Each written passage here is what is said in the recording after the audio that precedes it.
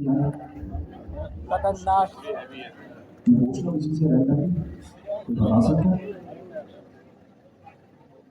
आप बताइए, कुछ बता दें आप, थोड़ा बहुत बता दें। कॉल करने के लिए काम आती है, मतलब अगर हमने किसी डेटा को शेयरिंग पे देना है तो इजी होता है, जगह पूरे पेज पे या पूरे हमारा प्रोजेक्ट में कॉल हो जाएगा। कोई और बताएं? आप बता दो क्या था, दोबारा बताना, मुझे रिवाइज करना। वो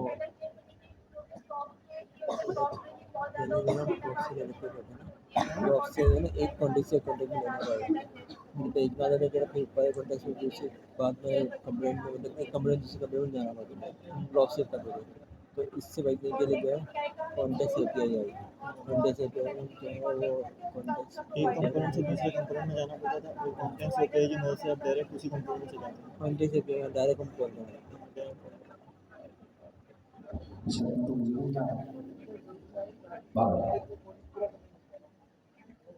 राउट्स आपने पढ़े? राउट्स पढ़े हैं? यस सर, बड़े राउट्स क्या होते हैं? से लिंक कराते हैं। अच्छा, इससे तो मैंने बातें बहुत ज़्यादा हो गई है, थोड़ी सी आवाज़।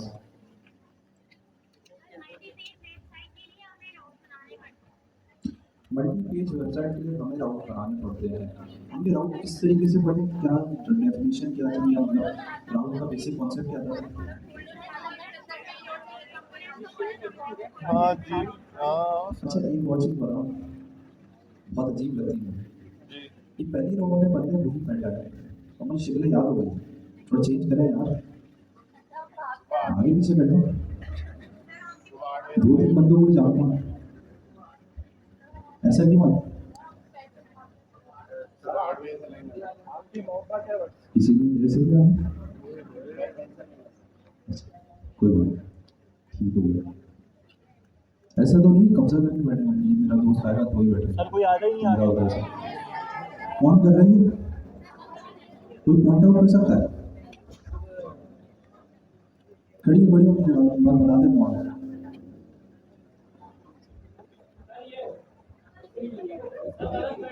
सर ये घर से ही है बेटे। वे तो वो केक वाले हो ना, केक का है, उसका बदला बाद में देंगे, पहले केक का बदला आया। भाई कह रहे थे केक रास्ते में आ रहा है और फिर खुद रास्ते से गायब हो गया। मैं फालतू बातें बहुत ज़्यादा नहीं कर रहा। अच्छा, बात कर रहे थे राउटर की, हमने बिल्कुल पढ़ा था बेसिक राउटर। ठीक है, बेसिक राउटर मतलब क्या है, ऐप का फोल्डर है, उसके अंदर एक नया फोल्डर बनाया, उसका कोई भी ABC नाम रख दिया और उसके अंदर पेज .tsx की फाइल बनाई, तो होगा क्या, ABC एक राउट बन जाएगा।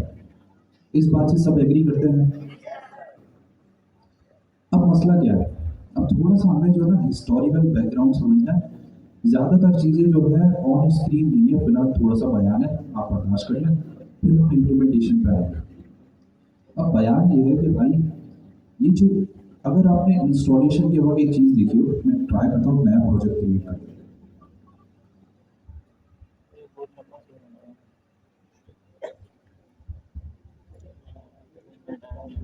अस्सलाम वालेकुम। अच्छा, अब तक जितनी राउटिंग हमने पढ़ी थी वो है स्टैटिक पेज राउटिंग, यानी हमने कोई भी पेज बनाना है अबाउट का, कॉन्टैक्ट अस का या होम का, तो हमने उसका एक फोल्डर बनाया और उसके अंदर जो है page.tsx की फाइल बनाई और फिर हम ये डिफाइन कर दिया करते थे अपने URL पे कि अगर अबाउट पे जाना है तो अबाउट का स्लैश करके चले गए, हम अबाउट पेज पे आ जाते हैं। कॉन्टैक्ट अस पे जाना है तो स्लैश करके कॉन्टैक्ट अस लिखा URL पे और कॉन्टैक्ट अस के पेज पे चले गए।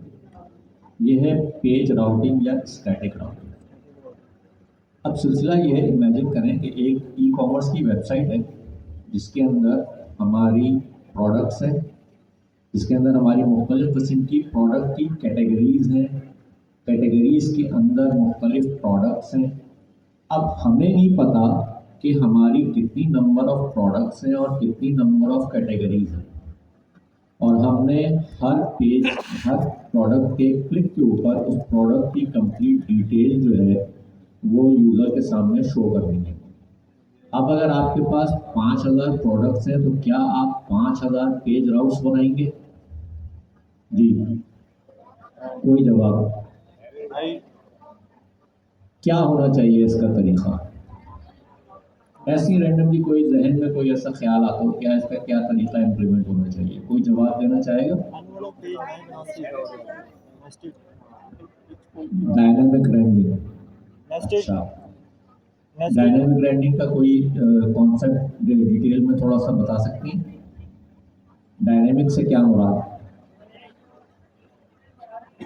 डायनामिक ही है ना, वेबसाइट तो डायनामिक ही है ना, डायनामिक है।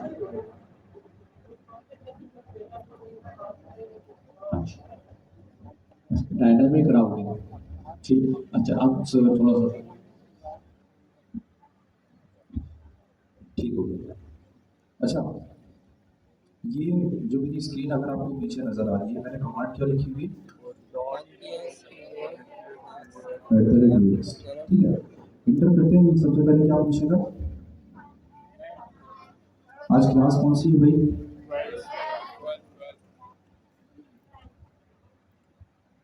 डायरेक्टरी कंटेन्स की फाइल। अच्छा, क्योंकि मेरे पास ऑलरेडी बनी हुई है।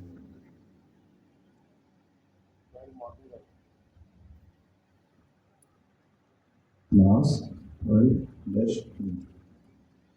पहला सवाल पूछा टाइप स्क्रिप्ट यूज करनी है नहीं, ठीक है। दूसरा ESLint हम वैसे ही नो करते हैं, स्टेटमेंट हम चाहिए, SRC बेस डायरेक्टरी है। ये वाले जो चीज़ है ना ये समझा रही है। Would you like to use app router और लिखा हुआ रिकमेंडेड। फिर यहाँ पे दो ऑप्शन है, या तो येस या नो। ऐप राउटर में से आपको आप में से किसको पता है क्या मतलब है इसका? ये क्या चीज़ की बात कर रहा है, किस चीज़ की बात कर रहा है? लिंक करने हाँ तो हाँ पढ़े हुए हैं। तो इतना छोटा सा क्यों आता है?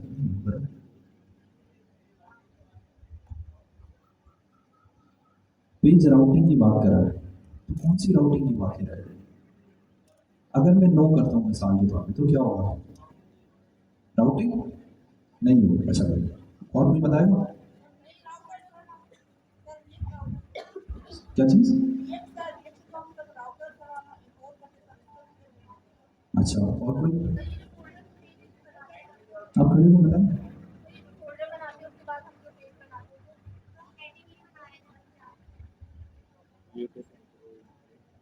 नहीं यार, ये समझ नहीं आया।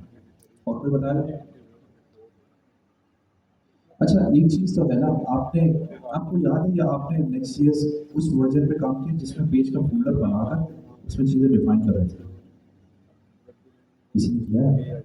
नहीं किया तो कोई बात नहीं। अब थोड़ा बैक पे जाते हैं और समझते हैं ऐप राउटर क्या चीज़ है, कब इंट्रोड्यूस हुई। लेकिन नेक्स्ट.js के बहुत सारे वर्जन है। अभी लेटेस्ट वर्जन कौन सा चल रहा है भाई? ऐप राउटर का कॉन्सेप्ट इंट्रोड्यूस हुआ नेक्स्ट 13 के अंदर, सही है। अब मसला क्या है, पहले क्या था और अब क्या है, इसका डिफरेंस समझना।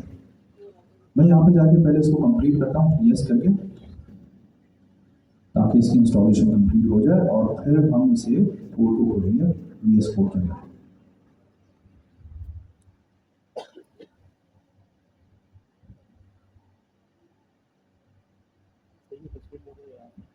आपकी कहाँ है तस्वीर? हाँ, ये अपने पास ही रखो, कैमरे में देख के तस्वीर नहीं काट निकालो फिर बाद में लगाओगे। गलती तो है नहीं तस्वीर, गलती है कभी कभार गलती हमारी क्लास की है, फेसबुक पे गलती लेकिन किसी की हमारी क्लास की नहीं गलती, हमारी क्लास की गलती। तो देखता होंगे ना किसमें अच्छी शक्ल है बेटी है ना, इधर सबसे आगे हो जाए वो डाल के क्लास खुद की जगह ये तो काला आपका होगा। में ऐप का फोल्डर बना हुआ है, बातें जरूरी है ज़्यादा यार, ठीक है। अब थोड़ा सा समझते हैं, जब ऐप राउटर नहीं था तो किस तरीके का स्ट्रक्चर था। बेसिकली उस टाइम पर एक पेजेस का फोल्डर बनता था इस तरीके से, ठीक है।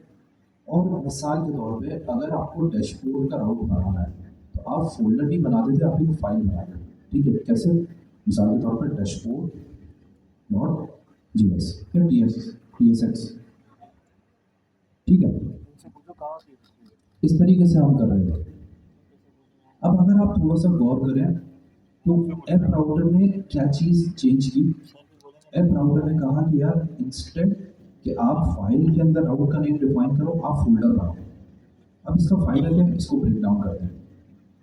ऐप राउटर ने ये किया कि प्रोजेक्ट के स्ट्रक्चर को मॉड्यूलराइज्ड कर दिया।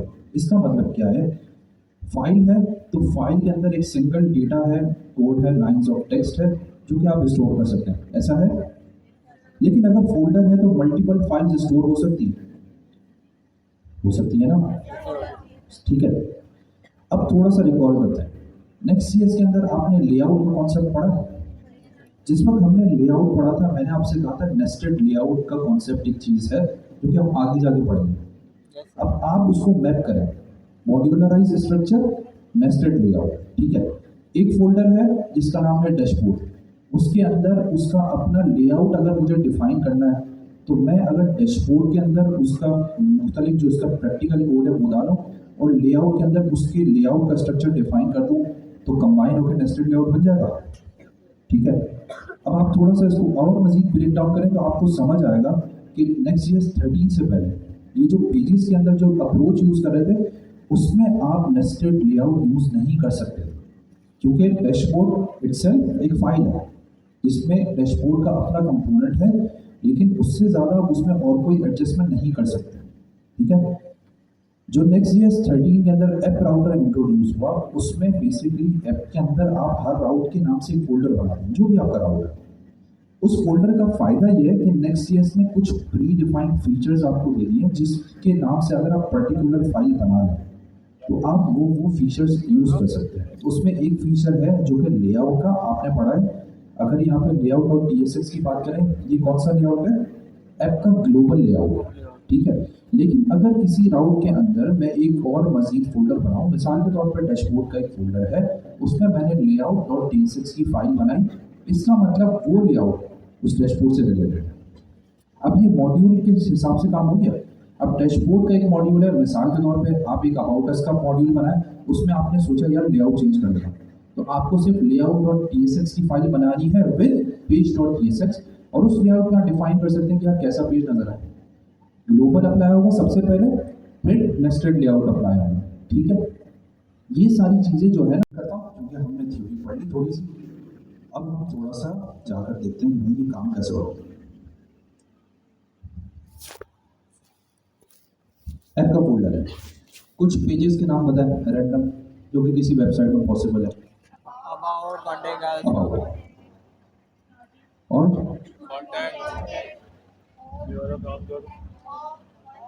कॉन्टेक्ट दिल नहीं कर रहा, ये नया शुरू से काम करवा रहा है। वो हमारी असम्पशन है बाय डिफॉल्ट जो है ना होम का पेज वही होगा जो पेज का डिफॉल्ट का होता है, ठीक है। ये जो बना हुआ है ना page.tsx यही होम है फिलहाल। इसके अलावा कौन सा होगा,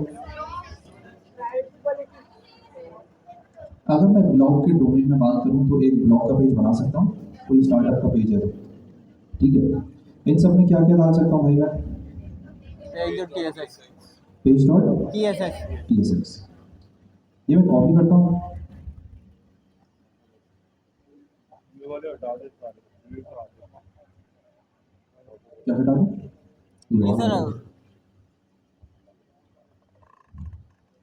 इसमें भी page.tsx की फाइल आ रही है और इसमें भी डाल दी, ठीक हो गया।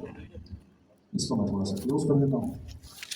इसमें किसी का सवाल है, नहीं थे तो अब एक बात बताएं मुझे, थोड़ी देर के लिए सोचिएगा। ये सारे वो पेज हैं जिसमें क्या यूज़र को लॉगिन करने की ज़रूरत है या यूज़र को किसी तरीके से ऑथेंटिकेट करने की ज़रूरत है इन चीज़ों को एक्सेस करने के लिए, नहीं सर, नहीं है। नहीं।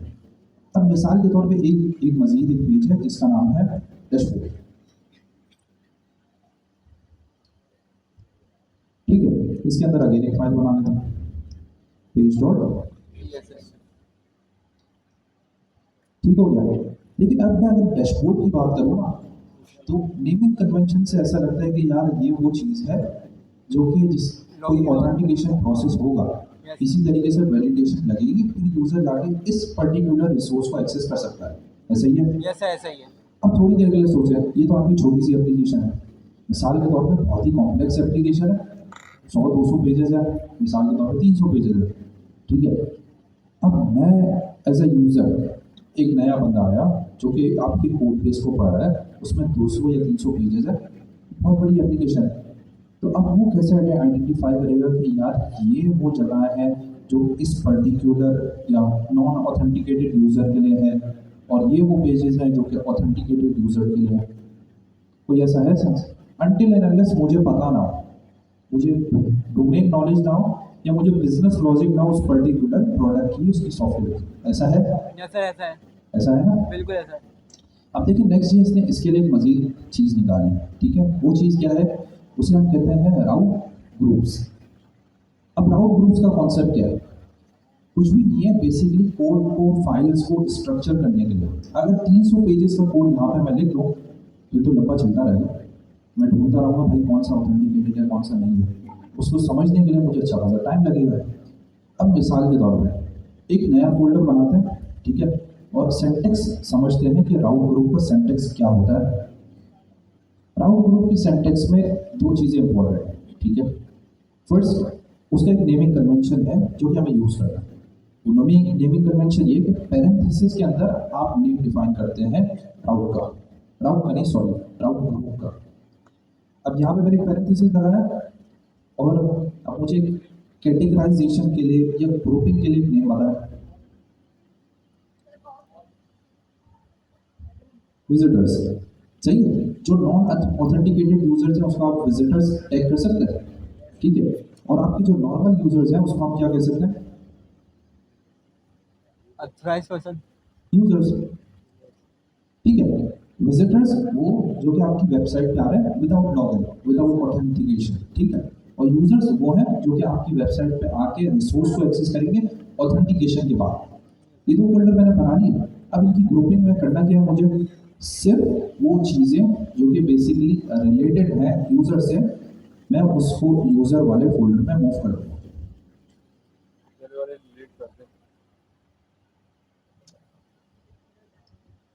ठीक है, और जो विजिटर्स से रिलेटेड है मैंने उसे मूव कर दिया विजिटर्स के सेक्शन के अंदर।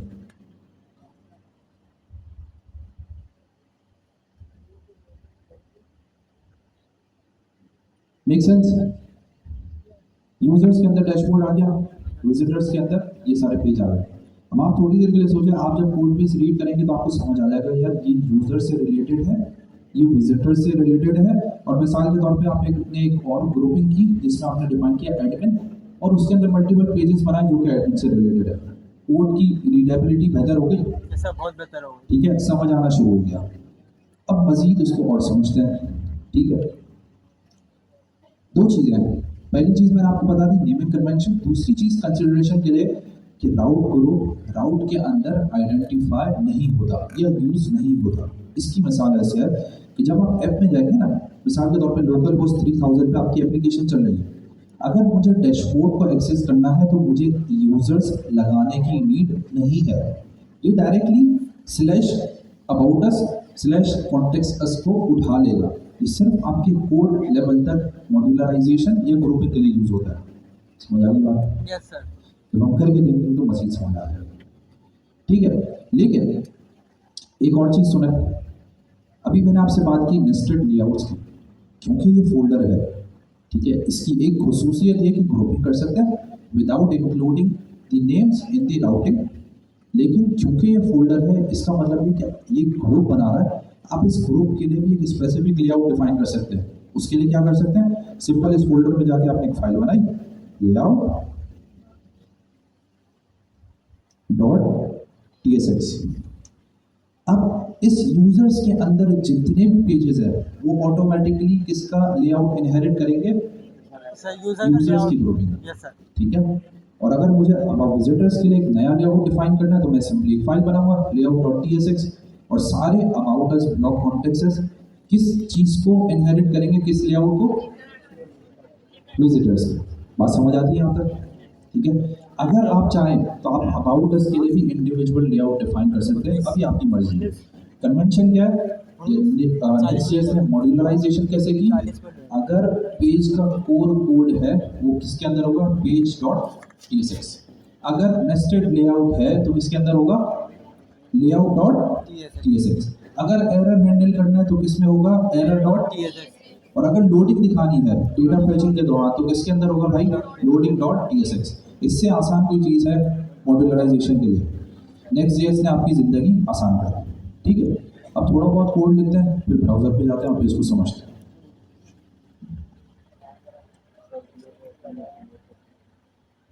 इतनी देर में अहमद भाई आपसे सवाल पूछेंगे, मैं थोड़ा बहुत कोड जो है ना टाइप करें। अच्छा, अभी हमने ये सीखा कि जब हम कोई फोल्डर बनाते हैं तो उस फोल्डर के अंदर हम उसका अपना लेआउट डॉट TSX बना सकते हैं, उसकी अपनी शायद ग्लोबल डॉट CSS भी बना सकते हैं, सब कुछ बना सकते हैं। सवाल ये है कि क्या जो मेन लेआउट डॉट TSX है वो उसके ऊपर जो आपने लेआउट डॉट TSX जो अपनी फोल्डर के अंदर बनाई है, जिस वक्त आप उस पेज को कॉल करेंगे तो क्या मेन वाला लेआउट डॉट TSX भी साथ में कॉल होगा, या सिर्फ आपका जो फोल्डर के अंदर का लेआउट डॉट TSX है वो जो है इंप्लीमेंट होगा पेज के ऊपर? जी, कितने लोग कहते हैं कि दोनों चीज़ें एक साथ कॉल होंगी, और कितने लोग कहते हैं कि नहीं जी, मेन जो लेआउट डॉट TSX है वो इग्नोर हो जाएगा और जो आपके पेज के अंदर का या फोल्डर के अंदर का जो लेआउट डॉट TSX है सिर्फ वो जो है वो इंप्लीमेंट होगा। मेन वाला कितने लोग कहते हैं मेन वाला भी साथ होगा, हाथ उठा लें।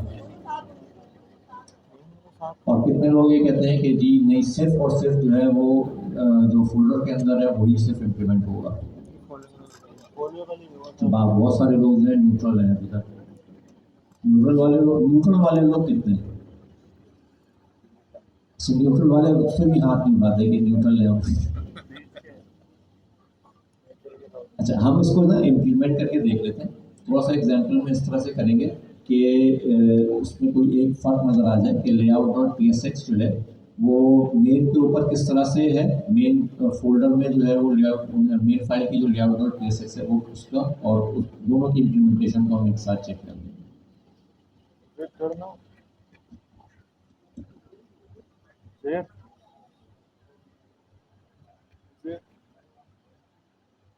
काम कर, बोल रहा हूँ काम कर।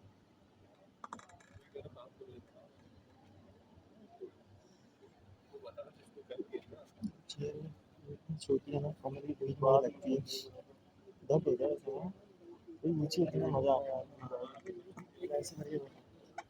अभी नेट नहीं चल रहा, नेट नहीं चल रहा। कॉन्टेक्स्ट API के अंदर हमने एक चीज़ सीखी कि यूज़र का लॉगिन अगर ट्रू होगा तो वो आगे उसके तमाम चीज़ें उसकी जो है ट्रू जो है वो आगे हम डेटा उसका मूव कर रहे हैं। यहाँ पे जैसे आपने यूज़र का एक देखा राउट ग्रुप हमने बनाया। एक चीज़ होती है राउट ग्रुप के अंदर क्या होता है कि हमारा जो URL है ये यूज़र ये जो है वो राउट ग्रुप जो है वो URL के ऊपर इम्पैक्ट नहीं डालता है। यानी यूज़र के अंदर जो इसके URL जब आप देखेंगे तो इसमें यूज़र के अंदर जो चीज़ आ रही है वो चीज़ जो है वो URL पे आपको नज़र नहीं आएगी। एक चीज़ होती है डायनेमिक राउटिंग जो हम बाद में अभी सीखेंगे। उसमें क्या होता है, उसमें URL के ऊपर आपको चीज़ें नज़र आ रही होती हैं कि मेरा URL कहाँ से कहाँ मूव हो रहा है। जैसे जैसे आपका डेटा चेंज होता है या आपकी राउट के अंदर मूवमेंट होती है, राउटिंग चेंज होती है, तो वो URL के ऊपर भी उसका इम्पैक्ट डाल रहा होता है।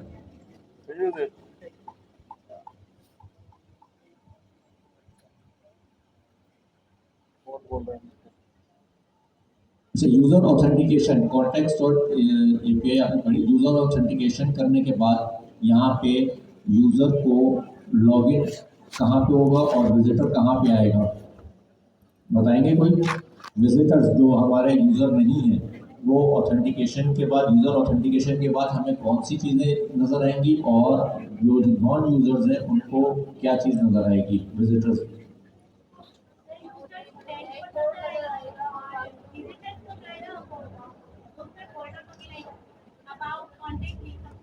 क्या यूज़र डैशबोर्ड देखने के लिए यूज़र का ऑथेंटिकेट होना ज़रूरी है? इसका मतलब फिर इससे पहले उसको जो है यूज़र के ऑथेंटिकेशन वगैरह का सारा प्रोसेस चलना भी ज़रूरी है। ठीक,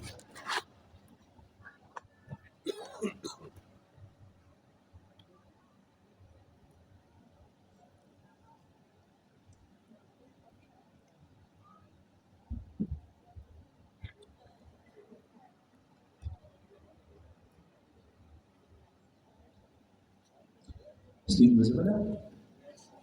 ठीक है, अब मैं बताता हूँ मैंने किया क्या है और फिर हम आहिस्ता आहिस्ता फॉलो कर लेते हैं। देखिए, यूजर्स की ग्रुपिंग तो आपको पता थी, पता थी या नहीं? कैसे बता दी? ठीक है, यूजर्स के अंदर एक फोल्डर बनाया था हमने डैशबोर्ड का, राउट था। Yes, sir. राउट के अंदर page.tsx की File. थी ना भाई, फाइल थी।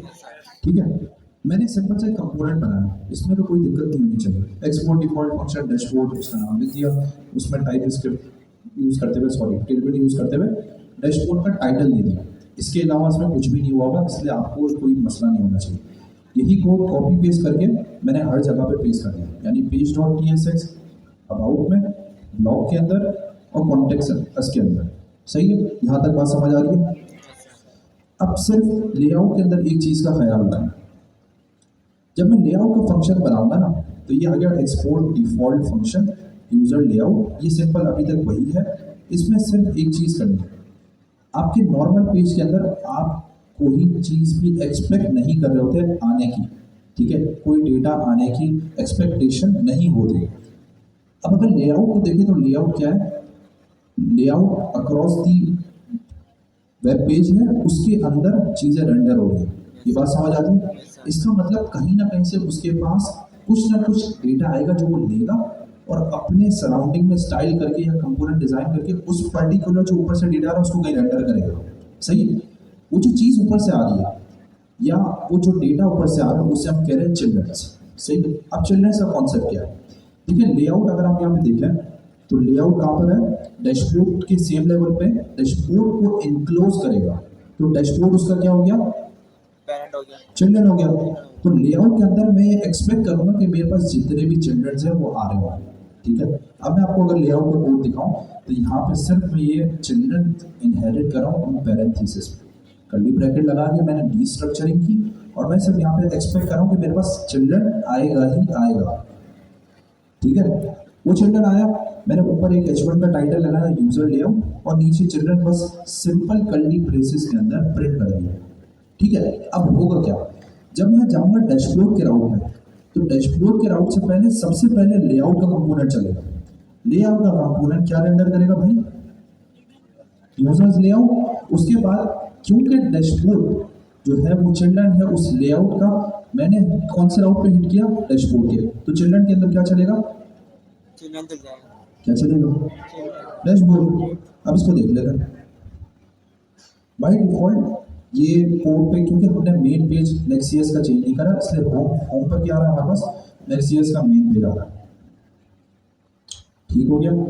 अब आपने अगर याद किया हो तो मेरे पास कौन कौन से पेजेस हैं, तो ये ग्राउंड पता है? सर डैशबोर्ड था, अबाउट था, कलेक्ट था. पहले डैशबोर्ड चेक कर लेते हैं। आ गया भाई यहाँ पर यूजर लेआउट और उसके नीचे क्या आ रहा है? डैशबोर्ड. डैशबोर्ड। ठीक है, मैं चाहता हूँ यहाँ पर चेंज करता हूँ, इस टाइम अबाउट चेंज हो गया। यहाँ पे ऊपर Yes. क्या लिखा हुआ आ रहा है? Visitor layout. और नीचे क्या है भाई? अबाउट. अबाउट। और कौन सा पेज था? ब्लॉग। नीचे चेंज हो गया, यस सर. लेआउट सेम है। बात समझ आ गई? Yes sir. बस यही है। ठीक है, सारा जो खेल है, ये सारा जो स्ट्रक्चर चल रहा है वो फोल्डर्स और उनकी नेमिंग कन्वेंशन की बेसिस पे चल रहा है। ठीक है, अब दूसरा मसला है, इस वक्त हम 11:30 को टच कर चुके हैं और मुझे एरर और लोडिंग समझाने के लिए आपको जो है ना बेसिकली डेटा फेचिंग समझाना है। तो हम एक काम करते हैं, एपीआई को थोड़ा सा पढ़ते हैं और फिर नेक्स्ट क्लास में हम वो उनकी इम्प्लीमेंटेशन कवर करेंगे कि एरर्स और लोडिंग कैसे काम करेंगे। अब आपने देखा एक चीज़ तो आपके जहन में आ जानी चाहिए कि यार नेक्स्ट.js हर चीज़ किसकी बेसिस पे चला रहा है? फोल्डर्स और फाइल के स्ट्रक्चर की बेसिस पे। सही है? और अगर आपको पता हो तो नेक्स्ट.js क्या है? फुल स्टैक फ्रेमवर्क, जिसके अंदर आप फ्रंट भी लिख सकते हैं और बैकएंड भी लिख सकते हैं। इसका मतलब अगर फ्रंट के राउट्स चल रहे हैं फोल्डर बनाने से, तो बैकएंड में एपीआई में क्या होता है? स्पेसिफिक राउट्स होते हैं। ठीक है, अगर आपको याद हो पॉलीगेयर की एपीआई में क्या था? राउट बताएगा कोई?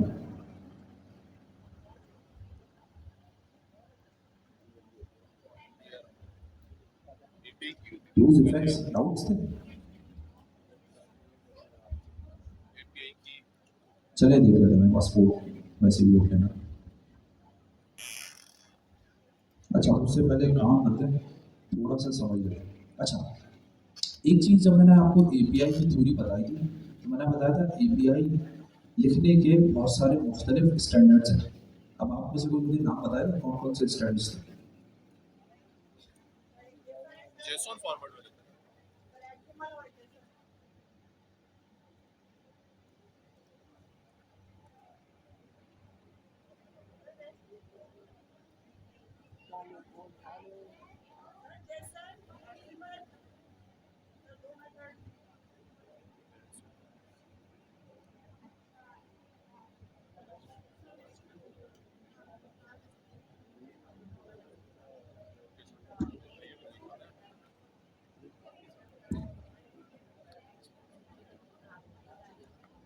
ठीक है, हाँ कौन बता रहा था यार, बताया हमारा क्या? अच्छा जेसन, और कोई बताएगा?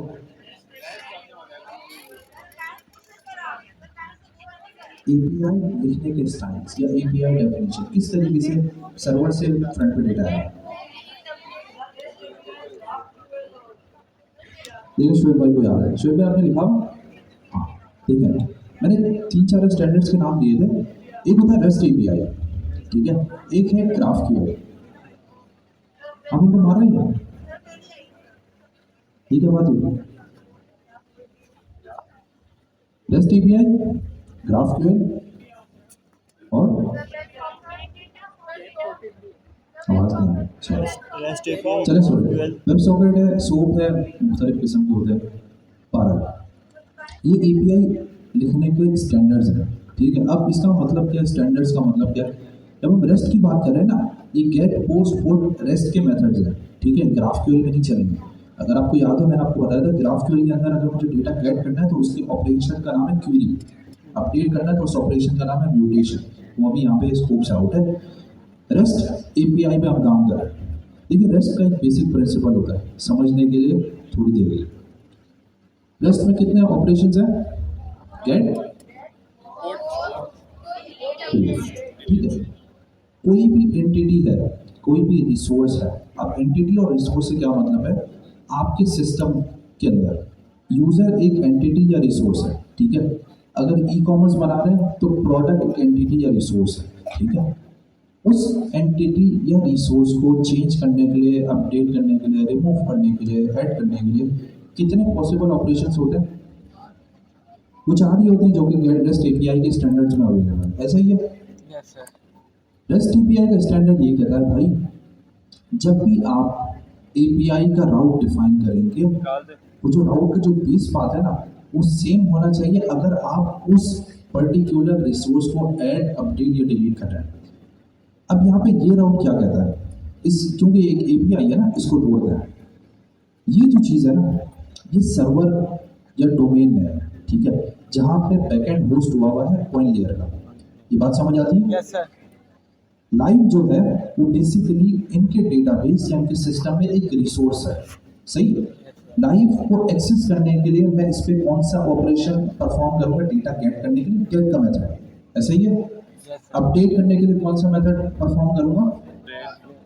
पोस्ट का, ठीक है, अपडेट करने सॉरी क्रिएट करने के लिए पोस्ट का करूंगा, अपडेट के लिए पुट का मेथड है, ठीक है, और डिलीट करने के लिए डिलीट का मेथड है। अब मैं आपको एक चीज़ बता रहा हूँ, बड़ी अच्छी सी, वो समझते हैं।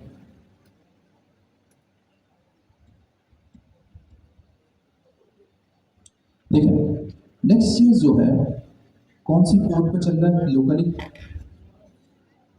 Local host. Yes sir, local 3000। इसका मतलब आपका जो सर्वर लोकली चल रहा है वो कौन सा, उसका डोमेन क्या है? लोकल 3000। लोकल होस्ट, ठीक है। जब आप कहीं डिप्लॉय करते हैं तो वर्सर आ जाता है यहाँ पे, तो वो वर्सर डोमेन है इसका, ठीक है। अभी फिलहाल समझ लीजिए। अब अगर आप यहाँ पे डैशबोर्ड लिखते हैं तो क्या होता है? डैशबोर्ड का पेज रेंडर हो जाता है, यस सर। ठीक है। नेक्स्ट बोलता है अगर एपीआई लिखनी है ठीक है, तो एपीआई का एक फोल्डर बनाओ और उसके अंदर रिसोर्स का नेम डिफाइन कर दो। एक रिसोर्स है यूजर, इसका मतलब ये है कि नेक्स्ट.जेएस के अंदर अगर मैं इस तरीके के सिंटैक्स के साथ कोई चीज़ लिखता हूँ तो वो एपीआई बन जाती है। और ये कोड के स्ट्रक्चर में क्या होगा, एपीआई का एक फोल्डर होगा जिसके अंदर यूजर का एक फोल्डर होगा, ठीक है। अब क्योंकि नेक्स्ट.जेएस के अंदर बात करें तो मॉड्यूलराइजेशन जरूरी है, यानी एपीआई भी फोल्डर है और यूजर भी फोल्डर है। अगर मैं बात करूं मॉड्यूलराइजेशन वाले से पहले यानी नेक्स्ट.जेएस 13 से पहले या नेक्स्ट.जेएस 13 के अंदर, तो वहां भी ऐसा ही सीन था कि एपीआई का फोल्डर बनाओ और यूजर की फाइल बना दो, सही है। 14 या 13 के अंदर ये इंट्रोड्यूस हुआ था ऐप राउटर, अब 14-15 में यही चल रहा है। इसके अंदर मॉड्यूलराइजेशन है, मतलब हर चीज़ का एक मॉड्यूल बनेगा, एक फोल्डर बनेगा। तो अगर मुझे नेक्स्ट.जेएस के अंदर एक एपीआई लिखनी है, simple to how I create a page like defining the name of the page dashboard, उसके अंदर page.tsx आती है। इसी तरीके से अगर मैं एपीआई का फोल्डर बनाऊं, उसके अंदर मिसाल के तौर पर रैंडम एबीसी लिखूं, तो अब नेक्स्ट.जेएस उसको एज अ एपीआई कंसीडर करना शुरू कर देगा। ये बात समझ आती है? कोई सवाल? ठीक है, अब देखें मिसाल के तौर बाय डिफॉल्ट चूंकि हम रेस्ट कन्वेंशन या रेस्ट एपीआई स्टैंडर्ड को फॉलो कर रहे हैं, तो मैं अगर इस यूआरएल पे अगर मैं डेटा गेट करूँगा, मैं गेट का मेथड अप्लाई करूँगा, समझ लेंगे, तो ये मुझे क्या देगा, ला के देगा डेटा, क्या देगा, डेटा ला के देगा। यूजर्स का डेटा मुझे दे देगा। समझ आती है बात? Yes sir. अगर मैं इस यूआरएल पर पोस्ट का मेथड अप्लाई करूंगा तो ये मुझे इसमें मुझे डेटा देना पड़ेगा ताकि ये मेरा डेटा इंसर्ट कर सके अपने डेटाबेस में। Yes sir. अगर मैं इस यूआरएल पे पुट का मेथड अप्लाई करूंगा तो मुझे इससे आईडी और अपडेटेड डेटा देना पड़ेगा ताकि ये डेटा को डेटाबेस में अपडेट कर सके। बात समझ आती है? और अगर मैं डिलीट का मेथड इस यूआरएल पे अप्लाई करूंगा तो उस पर्टिकुलर यूजर को डिलीट कर देगा जिसकी मैं आईडी या जो भी डिफाइन करूंगा क्राइटेरिया। ये बात समझ आती है? अब अभी हम बात कर रहे हैं रेस्ट स्टैंडर्ड या कन्वेंशन की। आपको पता है कि यार रेस्ट हर चीज़ के लिए एक मेथड देता है, हर रिसोर्स एंटिटी को अपडेट करने के लिए उसने 4 मेथड दिए हैं। अब मिसाल के तौर पे कुछ लोग क्या गलती करते हैं, यूजर्स हैं, पहले ये लिख दिया और वो स्लैश करके लिखते हैं गेट, अभी उसी एपीआई का राउटर। अब अपडेट करना तो लोग क्या करते हैं, ये लिखते हैं यूजर्स डिलीट, ठीक है, और वो एक नया राउट बनाते हैं यूजर्स अपडेट। ये एपीआई में तो ठीक चल जाएगा भाई, लेकिन ये खिलाफ है रेस्ट के स्टैंडर्ड के, क्योंकि बाय डिफॉल्ट आपको रेस्ट के स्टैंडर्ड में कहा हुआ है कि एक सिंगल अगर एंटिटी है उसके लिए ऑलरेडी 4 मेथड अप्लाई हैं, ये 4 मेथड अवेलेबल हैं, तो आपको ये मुख्तलिफ राउट्स बनाने की ज़रूरत नहीं है। आपके पास सिर्फ इस राउट ये राउट होगा बेसिक एक सिंगल एंटिटी के लिए, उसके अगेंस्ट में आप सिर्फ मेथड्स डिफाइन करेंगे, ठीक है। अब इसको थोड़ा सा कोड पर आके देखते हैं। मैं सारा डेटा रिमूव कर देता हूँ और मैं यहाँ पे जाता हूँ अपने दूसरे कोड पर जो कि इस क्लास का है, ठीक है। ये यूजर्स की ग्रुपिंग थी, ये विजिटर्स की ग्रुपिंग थी। एपीआई का फोल्डर कहाँ बनेगा, थोड़ा सोच के बताएं। क्योंकि ऐप राउटर यूज करें इसलिए हर चीज राउटिंग उसी ऐप के जरिए कंट्रोल हो रही है, तो फोल्डर भी कहाँ बनेगा, ऐप के अंदर। यहाँ पे मैंने एक फोल्डर बना लिया, नाम रख दिया एपीआई, बिल्कुल आसान है, ठीक है। एपीआई बनी, उसके अंदर एक नया फोल्डर बना लिया। अभी हम क्या करें, हमारे पास डैशबोर्ड है, अबाउट है, कॉन्टेक्ट्स है और ब्लॉग्स है। हम ब्लॉग्स का डेटा एपीआई से ले सकते हैं, ऐसा है ना। तो मैं काम करता हूँ ब्लॉग का बना फोल्डर। अब लोकल होस्ट 3000/API/ब्लॉग पे जब मैं गेट की रिक्वेस्ट हेड करूँगा तो वो हैंडल करेगा, अभी नहीं, जब हम डिफाइन करेंगे फिर करेगा। लेकिन अभी ये राउट अवेलेबल है, API/ब्लॉग का राउट अवेलेबल है कोड के अंदर। ये बात समझ आती है? ये पहला स्टेप है एपीआई लिखने की तरफ। अब मॉड्यूलराइजेशन की बात हो रही है। मॉड्यूल तो बन गया है भाई, लॉजिक हैंडलिंग आ जाएगी। लॉजिक कहाँ हैंडल करूँगा, तो उसके लिए भी नेक्स्ट.जेएस ने जिस तरीके से पेजेस के लिए कन्वेंशन डिफाइन की हुई, यानी डैशबोर्ड का फोल्डर बनेगा, उसके अंदर page.tsx का फोल्डर बनेगा, उस तरीके से API/ब्लॉग के फोल्डर के अंदर route.ts का फोल्डर बनेगा, फाइल बनेगी। अब हम क्या करते हैं,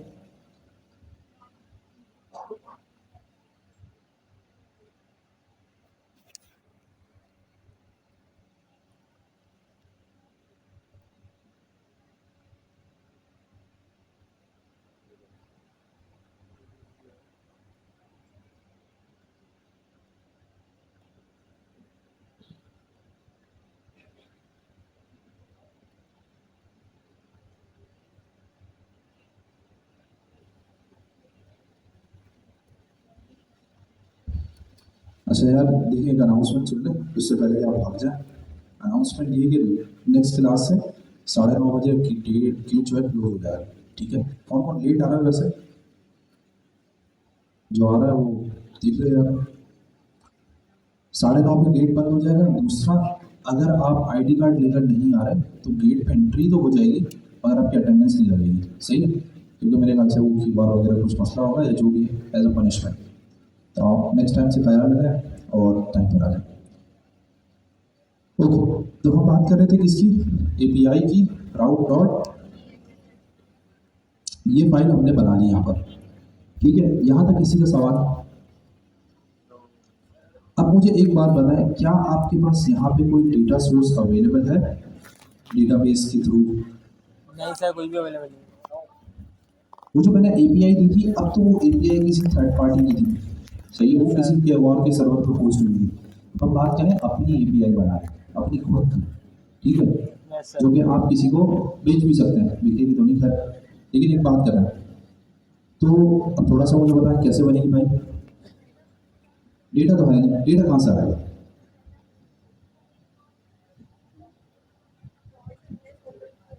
सोच के बताएं।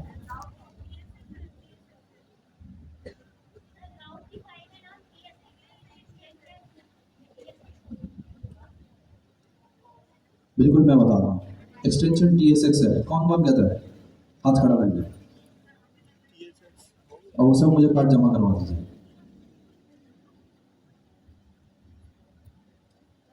जो कह रहा है वो कार्ड जमा करवा के जाए। आप समझे या नहीं?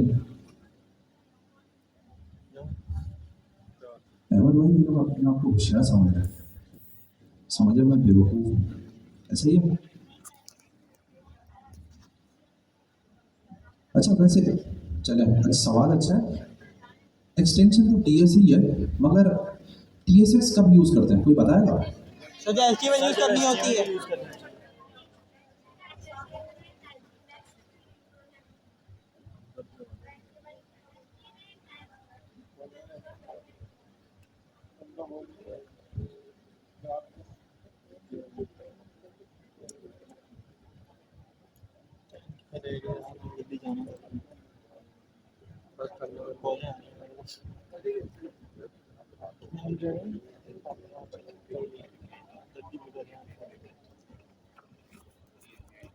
सॉरी माइक थोड़ा सा कम कर रहा है। हाँ भाई, आप क्या कह रहे थे?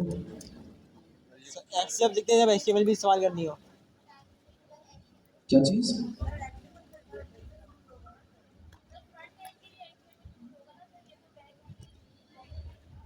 बिल्कुल सही है। देखिए TSX मतलब है, TSX का मतलब क्या है वैसे तो बताएंगे? मैं भूल गया डेफिनेशन।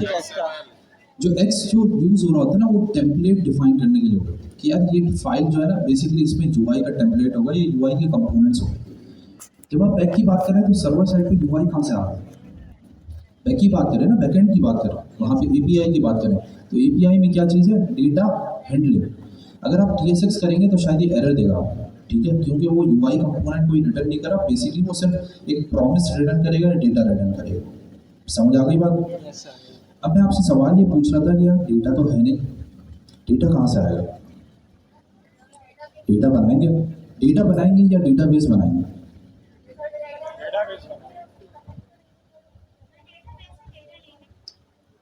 डेटाबेस से डेटा ले लेंगे।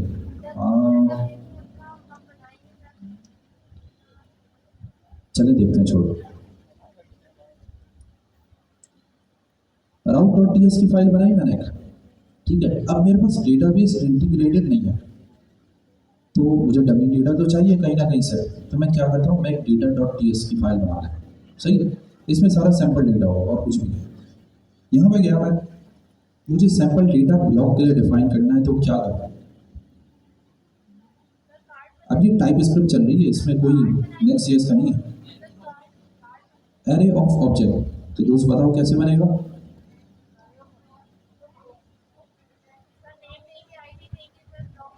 नेम देंगे, आईडी देंगे और डिस्क्रिप्शन। तो ये एरर क्यों दे रहा है? सर इस तरह थोड़ी देंगे सर, हमने तो ऊपर आइडिया बनाना ना। ये सही सही बताएं कैसे बनेगा, मुझे नहीं आता। ठीक है, एक एक करके कीवर्ड करिए बता। फर्स्ट ऑब्जेक्ट,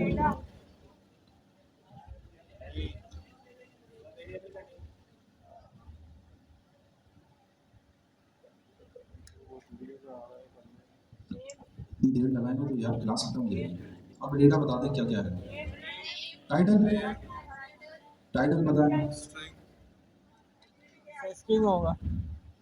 गोवैद भाई सुपर हीरो। और होना क्या चाहिए? कंटेंट, कंटेंट क्या होना चाहिए?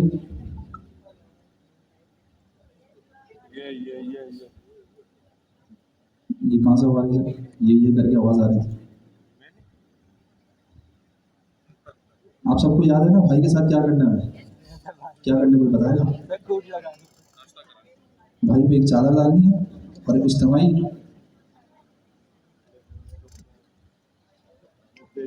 भाई तुम्हें टाइटल बताओ यार, ये करके आवाज आ रही थी तुम्हारी। अभी शर्मा क्यों रहे हो? ये तो पिटाई भी करनी है।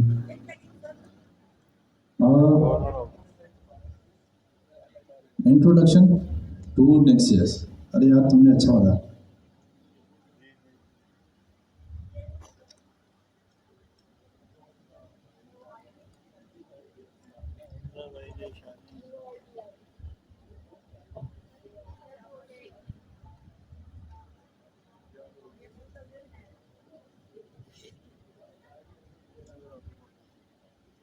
सही टाइम पे कॉल आई है।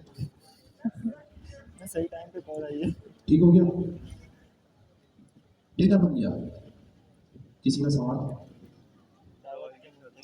अब मिसाल के तौर पे ये डेटा मुझे राउट की फाइल में चाहिए, मिल जाएगा? सही इंपोर्ट पहले तो चेक करता हूँ यार इम्पोर्ट हो भी रहा है कि नहीं। ठीक है, एक वेरिएबल बनाते हैं लेट ए बराबर है कुछ भी, और मैं कोशिश करता हूँ कि ब्लॉक का डेटा आता है। लेट्स सी ये चलेगा या नहीं चलेगा। जबरदस्त। देखिए बगैर एक्सपोर्ट के तो कुछ भी नहीं चलता। मॉड्यूलराइजेशन चल रही है, कहीं से एक्सपोर्ट होगा तो कहीं इंपोर्ट होगा ना। बगैर एक्सपोर्ट इंपोर्ट के कैसे चलेगा? ये तो उसने इंटेलिजेंस के जरिए बता दिया, आइडियली चलना नहीं चाहिए। ठीक है, तो एक्सपोर्ट किया मैंने कॉन्स्ट, ठीक है, और यहाँ जाके अब इसे इंपोर्ट कर लेते हैं। अब आगे इंपोर्ट का स्टेटमेंट होगा। Yes sir. समझ आती है बात यहाँ तक? Yes sir. ठीक है, अब आगे हमें पढ़ना है राउट हैंडल कैसे होगा, मुख्तलिफ ऑपरेशन हैंडल कैसे करेगा। सही है, अब आप मुझे इसके लिए बताएं कि यार इस वक्त अगर मैं जो सबसे पहला ऑपरेशन करूंगा वो क्या होगा? तो गेट वाला सबसे गेट वाला। Yes sir. कंफर्म है? यस सर कंफर्म है। कौन कहता है गेट वाला नहीं होगा? तो बिल्कुल आसान है भाइयों, कैसे बनेगा? एक फंक्शन ही बनाना है। Yes sir dot gate. कैसे बनेगा बताएं?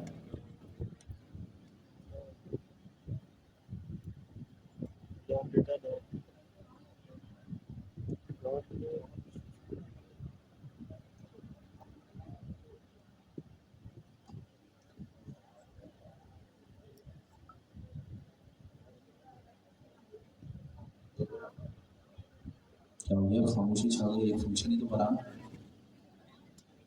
देखो भाई एक्सपोर्ट, ठीक है, ये फंक्शन अगर थोड़ी देर के लिए सोचें तो डेटाबेस से डेटा लेकर आएगा। तो ये सिंक ऑपरेशन है या ए सिंक ऑपरेशन है? ए सिंक है, तो अगला कीवर्ड क्या भाई? ए सिंक।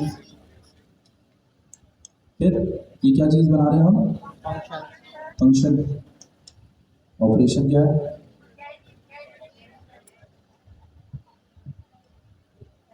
कोई मसला, कोई दिक्कत?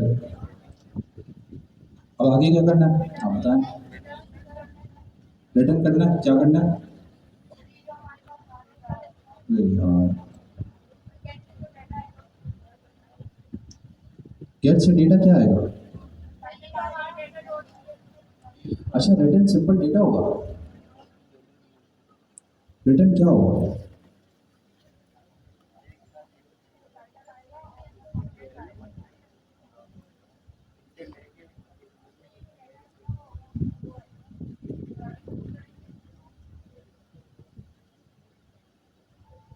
अच्छा, रिटर्न का एक सिंटैक्स है, वो देख लें। रिटर्न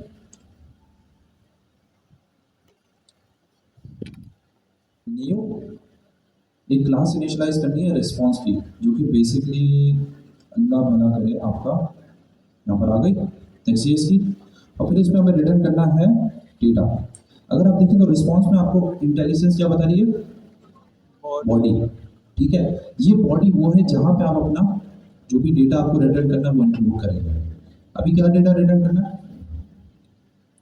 ये रिटर्न करना है ना, ठीक है।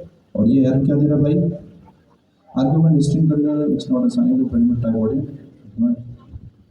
ठीक है, शायद हम कुछ मिस कर रहे हैं, उसको एक काम करते हैं, इसको इस तरीके से क्लोज करते हैं। आई थिंक तब चल रहा चाहिए, तब भी नहीं चल रहा, इसको बस देख लेते हैं। टाइम क्या हो रहा है? 51 10 मिनट है, 10 मिनट और वीडियो बना लो, मतलब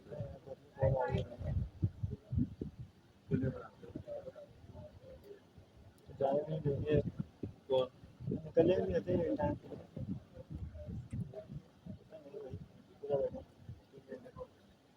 लेकिन तुम्हारा लैपटॉप भी स्लो चल रहा है, आप में से कोई चंदा करना चाहेगा? अच्छा, देखिए रिस्पॉन्स जो हम रिटर्न करेंगे ना, सॉरी मैं कौन सा बोल पीछे आता है। एपीआई किस में लिख रहा है? किस स्टैंडर्ड में लिख रहा है? रेस्ट। अगर आपको याद हो जब रेस्ट की थ्योरी पढ़ी थी तो डेटा जाता और आता किस में? जेसन के स्ट्रक्चर। ठीक है, सिंपल जावास्क्रिप्ट का या टाइप स्क्रिप्ट का ऑब्जेक्ट ट्रांसफर नहीं हो सकता। तो ऑब्जेक्ट भेजने से पहले मुझे क्या करना पड़ेगा? उसको कन्वर्ट करना पड़ेगा। तो यहाँ पे मैं क्या करता हूँ भाई? जेसन डॉट मेथड क्या भाई? एक है पार्स, एक है स्ट्रिंगिफाई। पार्स को ये समझ लें कि जेसन के अंदर डेटा है, ऑब्जेक्ट में कन्वर्ट करना है, टाइप स्क्रिप्ट या जावास्क्रिप्ट। और अगर ऑब्जेक्ट के अंदर डेटा है और जेसन में कन्वर्ट करना तो क्या यूज करेंगे? स्ट्रिंगिफाई। जेसन अगर आपने डेटा देखा हो तो जेसन बेसिकली होता क्या है? एक स्ट्रिंग होती है, उसमें कुछ फॉर्मेटर्स लगे हुए होते हैं, ठीक है, उसका एक पर्टिकुलर सिंटैक्स है, कर्ली ब्रेसेस वगैरह जो भी है, ठीक है। पैरेंथेसिस खोला, उसके अंदर हमने क्या किया? Log dot data. कोई एरर आ रहा है? गेट का हैंडलर बन गया। अब कोशिश करते हैं इसको यूज करने की।